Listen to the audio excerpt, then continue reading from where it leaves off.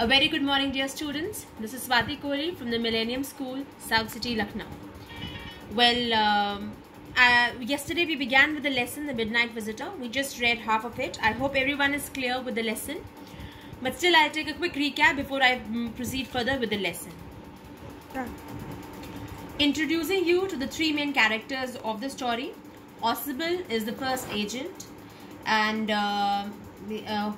with whom Fowler comes, and he's a writer, he's young, and he wanted some new content for his work, for his writing, so he was trying to follow Ausable. But he was quite disappointed, as Ausable was quite plumpy. He was quite fat, in fact very fat, and was just not up to the vision that Ausable was carrying. Normally a secret agent is considered to be absolutely fit and fine and smart, handsome hunk. Well, if I have to give an example, maybe James Bond can be one of the example which you can pick up to vision. That's what we normally think about secret agents, but Ausable was just not fitting into that description. So any which ways, Fowler was following him for the day, and he could not get much of a content. What he was thinking of, but he wasn't getting much of a content. But suddenly a sudden change took place, and in the room where Ausable took him finally, and he opened, there was already Max. Max is another secret agent. He was already there with a small pistol in his hand, a very foxy countenance, slender personality, and he was all set to shoot if that secret document was not handed over to him. This is where we stopped yesterday. Now we'll proceed with the next part today. So Ausable and Fowler made an entry. As soon as Ausable switched on the light, what did he see? He saw Max with a small pistol in his hand, asking for the secret document which he wanted Ausable to hand over to him. But we'll see now how Ausable is going to take the complete situation, and how is he going to react.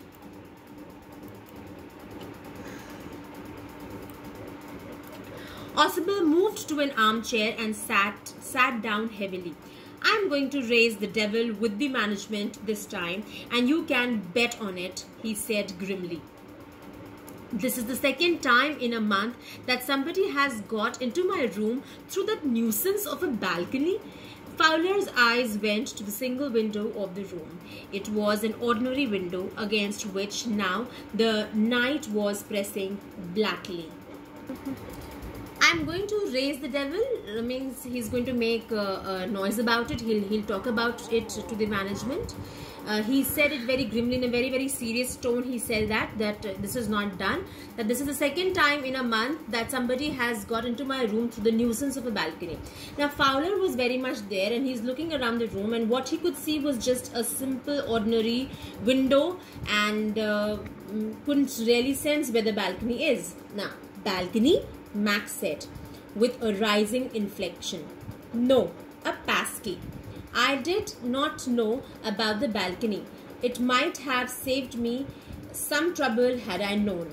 So how did Max make an entry? He made an entry with a passkey, which is a master key, and he didn't know anything about the balcony, he says, and he said that maybe if he knew about it, it would have helped him a lot as compared to what trouble he had been bearing just to make an entry there. "Okay. It's not my balcony," Ausable said with extreme irritation. "It belongs to the next apartment." He glanced explanatory at Fowler. "You see," he said, "this room used to be a part of a large net, and the next room, through the door there, used to be the living room. It had the balcony which extends under my window now. You can get onto it from the empty room 2 doors down. And somebody did last month. The management promised to block it off, but they haven't." So what is he telling? He's telling that there is a balcony which is just outside this window which actually opens into which is not his room balcony, but it comes from the next room, which was earlier the combined room only. And this balcony has been a reason that somebody had already intruded into his room last month too. Max glanced at Fowler, who was standing stiffly not far from Ossible, and waved the gun with a commanding gesture. "Please sit down," he said. We have a wait of half an hour, I think." So Max, now he has the gun, and he gave a look to the Fowler, who was standing all stiff, absolutely no movement, and he just gave him a commanding gesture to tell him to sit down, because he said that maybe for half an hour we'll have to wait for the report to come. 31 minutes, Ossible said moodily. Now, Ossible seems to be a little, easy to go kind of a person. He's in such a situation where somebody's standing in front of you with a pistol in hand and he is joking, definitely not common. The appointment for 12:30.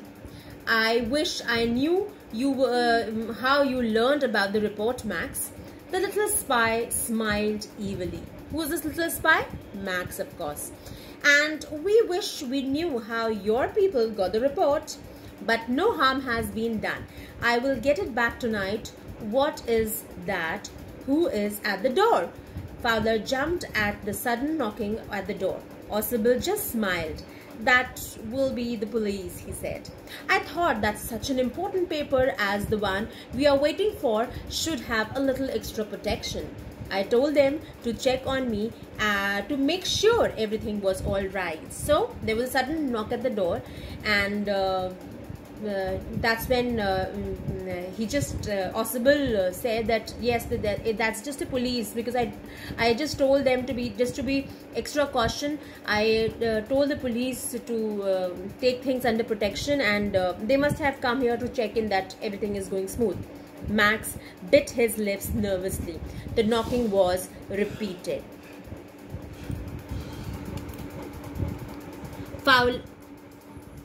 "What will you do now, Max?" Ossible asked. "If I do not answer the door, they will enter anyway. The door is unlocked, and they will not hesitate to shoot."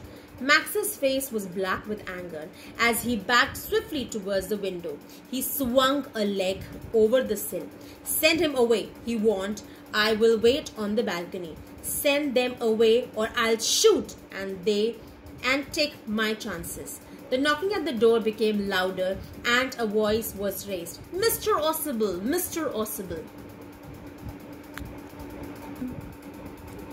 So we can see how the scene goes on. The knocking on the door is going on, and now Max has no other way out to escape because he thinks that the police is there.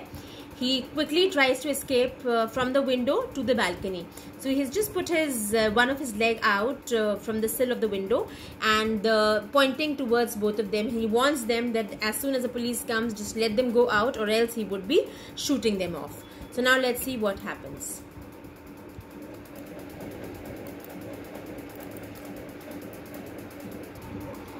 Keeping his body twisted so that his gun still covers the fat man and his guest, the man at the window grasped the frame with his free hand to support himself. Then he swung his other leg up and over the window sill.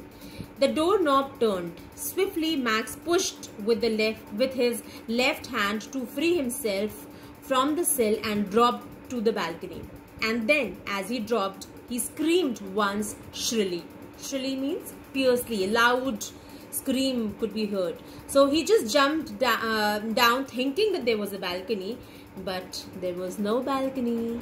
The door opened and the waiter stood there with a tray, a bottle and 2 glasses. There was no police too. Here is the drink for you, you ordered for you when you entered," he said, and set the tray on the table, deftly uncorked the bottle and left the room. Very skillfully, the waiter came with 2 glasses and a bottle, and he very smartly uncorked the bottle and left the room. White-faced Fowler stared after him. "But," he stammered, "the police?" There were no police, Ausable sighed. Only Henry, whom I was expecting. So he was actually not expecting any police. He was expecting Henry, who was the waiter. But won't that man out on the balcony? Fowler began. No, said Ausable. He won't return. You see, my young friend, there is no balcony. So that's the end of the story. I hope you all must have enjoyed the story. Undoubtedly, it was quite an interesting story. Few questions. Yesterday, I asked you all to attempt question number 1 from the textbook. Today, I would to take up question number 2 and 3 and do it in your textbook. Question number 2, how does Ausable manage to make Max believe that there is a balcony attached to his room? You need to tell the convincing story he narrated to Max. And looking back at the story, when do you think Ausable thought up his plan of getting rid of Max? Do you think he had worked out his plan in detail right from the beginning? Or did he make up a plan taking advantage of the events as they happened? So you have to think. These are all innovative kind of answers, creative answers. It's your wish how you want to put it across, children. Attempt the question, all 3 questions, 1, 2, 3, and try and submit your work by this weekend. Wishing you all to enjoy your day, reading the stories and completing your work. Take care. Bye bye. Stay home.